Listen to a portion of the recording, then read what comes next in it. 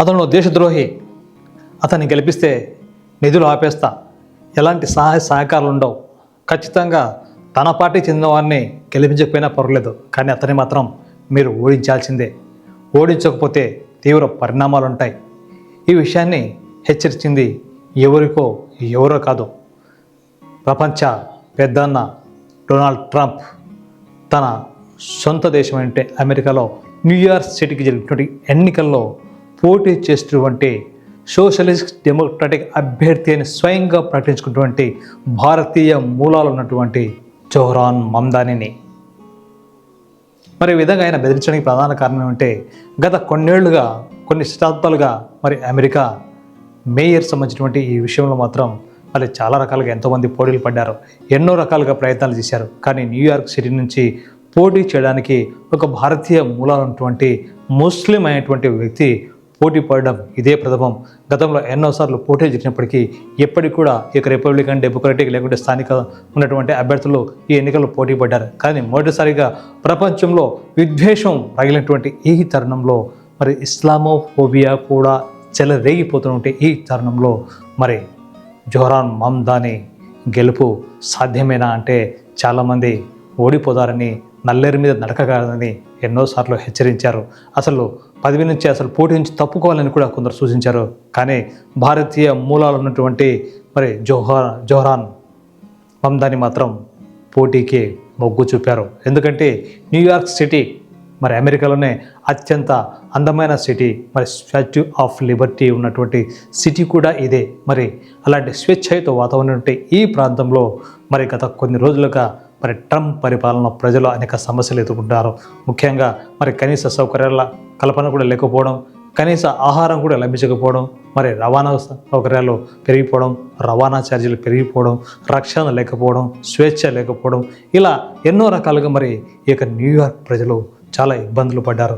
మరి అమెరికాలోని అత్యంత పెద్ద నగరం ఏంటి, న్యూయార్క్ సిటీకి మేయర్గా పోటీ చేయాలంటే చాలా దమ్ము ధైర్యం ఉండాలి. మరి అలాంటి ధైర్యం కలిగినటువంటి వ్యక్తి జోహ్రాన్ మమ్దానీ, భారతీయ మూలాలు ఉన్నటువంటి భారతీయ దర్శకులలో మీరా నాయర్ కుమారుడే ఈ యొక్క జోహ్రాన్ మమ్దానీ. మరి గతంలో మరి ఆఫ్రికాలో పుట్టి ఆ తర్వాత మరి దక్షిణాఫ్రికాలో కొన్నాళ్ళుండి ఆ తర్వాత 7వ ఏట అమెరికాకు షిఫ్ట్ అయింది మరి మీరా నాయర్ కుటుంబం. మరి ఈ సందర్భంగా మరి జోహ్రాన్ మమ్దానీ అక్కడే తన చదువు సంస్కారం అంతకుడిగా పూర్తి చేశాడు. అయితే రాజకీయాల్లో వచ్చిన తర్వాత ఈ యొక్క డెమోక్రాటిక్ పార్టీ తరఫున పోటీ చేయాలని, అందులో మేయర్ అభ్యర్థిగా పోటీ చేయాలని సంకల్పించడంతో ఈ యొక్క డెమోక్రాటిక్ అభ్యర్థిగా మరి పోటీలో నిలబడడానికి ఆ యొక్క పార్టీ కూడా సహకారం అందించింది. అయితే ఈ సందర్భంలో మరి డెమోక్రాటిక్ పార్టీ తరపున పోటీ చేసినటువంటి ఈ యొక్క జోహ్రాన్ మమ్దానీకి చాలా రకాలుగా మరి సమస్యలు ఎదురయ్యాయి. ఒకరు కమ్యూనిస్టులు అంటే, ఒకరు సోషలిస్ట్ అంటే, మరొకరు దేశద్రోహి అంటే, మరొకరు తీవ్రవాది అంటే, మరి కొందరు ఏకంగా ఇస్లామోఫోబియా ఉన్నటువంటి నేతలు ఉగ్రవాదాన్ని కూడా ముద్ర వేసే ప్రయత్నం చేశారు. అయితే వీటి అన్నిటిని దాటుకుంటూ ఎన్ని విమర్శలు వచ్చినా ఆ విమర్శలను తట్టుకుంటూ మరి ఈరోజు న్యూయార్క్ సిటీకి మేయర్గా ఎన్నికయ్యాయంటే నిజంగా చాలా గర్వించదగ్గ విషయం. అయితే ఎందుకు సహకరించినటువంటి పలు అంశాలు కూడా మనం ఆలోచించాల్సిన అవసరం ఉంది. ఎందుకంటే జోహ్రాన్ మమ్దానీ సాధారణ పౌరుడే, కేవలం అతని వయసు 34 ఏళ్ళు మాత్రమే. అంటే 1991 జరిగినటువంటి జోహ్రాన్ మమ్దానీ వయసు ప్రస్తుతం 34 ఏళ్ళు మాత్రమే. ఈ 34 ఏళ్లలో మేయర్గా ఎన్నికటువంటి అత్యంత పిన్న వయస్కుడుగా మరి జోహ్రాన్ మమ్దానీ మరి రికార్డు సృష్టించారు. అంటే అతి చిన్న వయసులో మరి అతి పెద్ద రాజ్యమైనటువంటి అమెరికాలో అతిపెద్ద నగరమైనటువంటి న్యూయార్క్ సిటీకి ఒక మేయర్గా ఎన్నికవాలంటే అది భారతీయ మూలాలు అలాగే ముస్లిం భావాలు ఉన్నటువంటి వ్యక్తి, ముస్లిం కుటుంబం చెందిన వ్యక్తి మరి మేయర్గా ఎన్నికవడం అంటే సామాన్య విషయం కాదు. అయితే ఇదే ఇప్పుడు ప్రపంచవ్యాప్తంగా హాట్ టాపిక్గా మారింది. ప్రపంచంలో ఎక్కడున్నా సరే మరి అమెరికా ఇస్లామోఫోబియా మరి తీవ్రవాద సంబంధించిన విషయంలో మరి అందరినీ వెక్కిరిస్తూ ఉంటుంది, అనేక రకాలుగా దాడులు చేస్తూ ఇబ్బందులు పెడుతూ ఉంటుంది. కానీ సొంత రాజ్యంలో అంటే మనకు బాలకృష్ణ ఎలా ఇక్కడ గుర్తొస్తుంది, నీ ఇంటికి వచ్చే నీ అట్టింటికి వచ్చే అన్నట్టుగా ఇక్కడ జోహ్రాన్ మమ్దానీ కూడా ఖచ్చితంగా న్యూయార్క్ సిటీలో ఉంటూ అక్కడిని ట్రంప్కు సవాలు విసిరి గెలిపి చూపిస్తానని చెప్పి హెచ్చరికలు జారీ చేసి గెలుపు అంటే ఏమిటో నిరూపిస్తానని, తాను తప్పక గెలిచి తీరుతానన్న విషయాన్ని కూడా మరి ఎన్నికలకు ముందే ఆయన స్పష్టం చేశారు. ఎందుకంటే ఎన్నికల ముందు ఇక జోహరాన్ మమ్దాని చేసినటువంటి ఎన్నికల ప్రచారం సామాన్య ప్రజలను సైతం ఆకర్షించింది.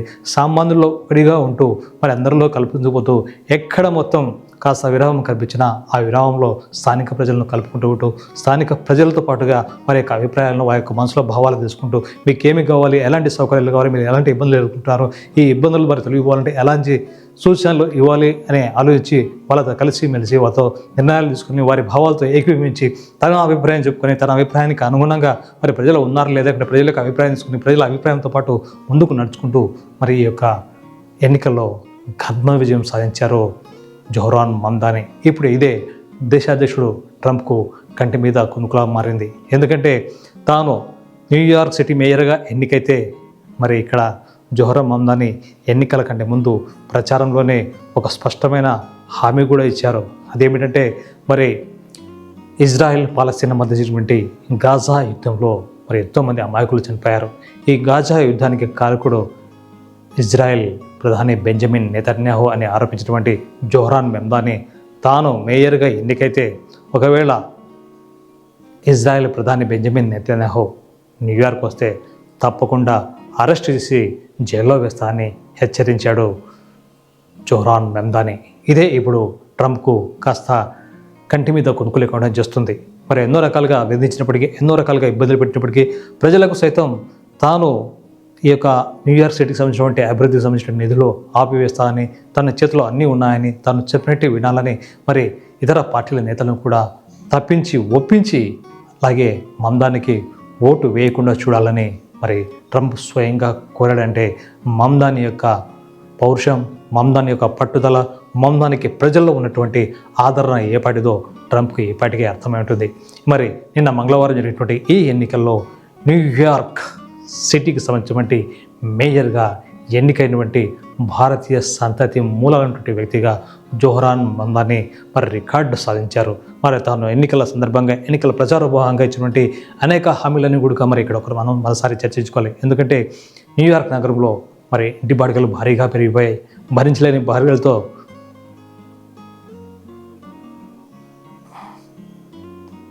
న్యూయార్క్ సిటీలో బాడిగలు ఇంటి బాడిగలు పెరిగిపోయాయి. రవాణా సౌకర్యంతో పాటుగా రవాణా ఛార్జీలు కూడా పెరిగిపోయాయి. అలాగే ట్యాక్స్లు కూడా విపరీతంగా పెరిగిపోయాయి. మరి ప్రతి రకాలకు సంబంధించిన విషయంలో మరి ధరలు సైతం మరి అందరినీ ద్రాక్షలుగా మారాయి. మరి సామాన్య పౌరులు బతకాలంటే కష్టం ఉంది.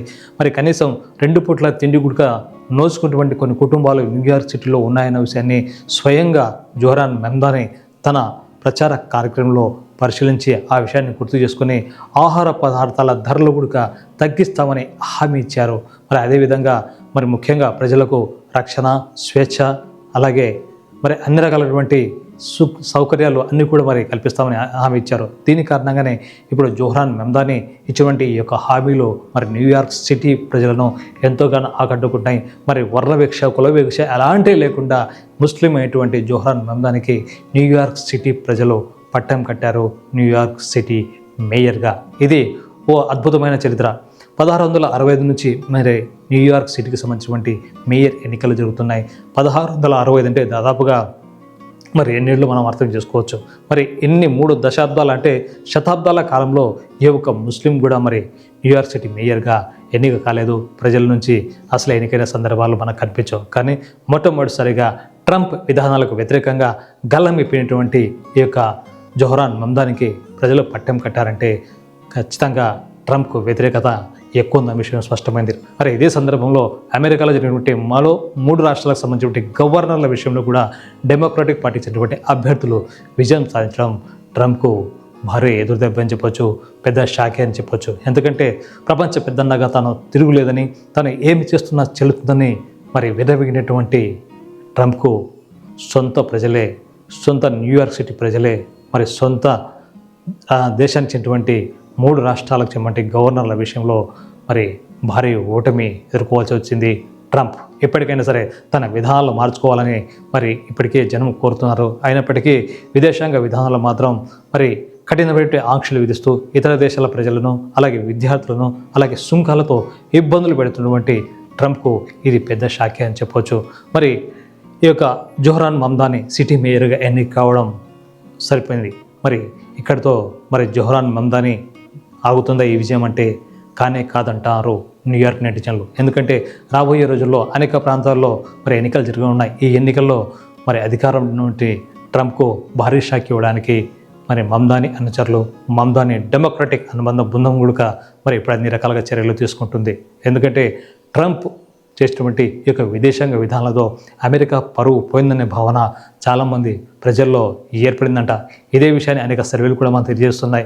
గతంలో పోలిస్తే ఇప్పుడు రెండోసారి ట్రంప్ అధికారంలోకి వచ్చిన తర్వాత అమెరికా గ్రేట్ అగైన్ అని చెప్పినటువంటి అమెరికా మరి రెండోసారి ట్రంప్ అధికారంలోకి వచ్చిన తర్వాత మరి అగైన్ కాదు కదా, రిగైన్ అన్నట్టుగా రివర్స్లో ప్రయాణిస్తున్నట్టు తెలుస్తుంది. అమెరికా అభివృద్ధి, అమెరికా ప్రపంచంలోనే మరి అతి పెద్ద దేశం, అది ప్రజాస్వామ్య దేశం.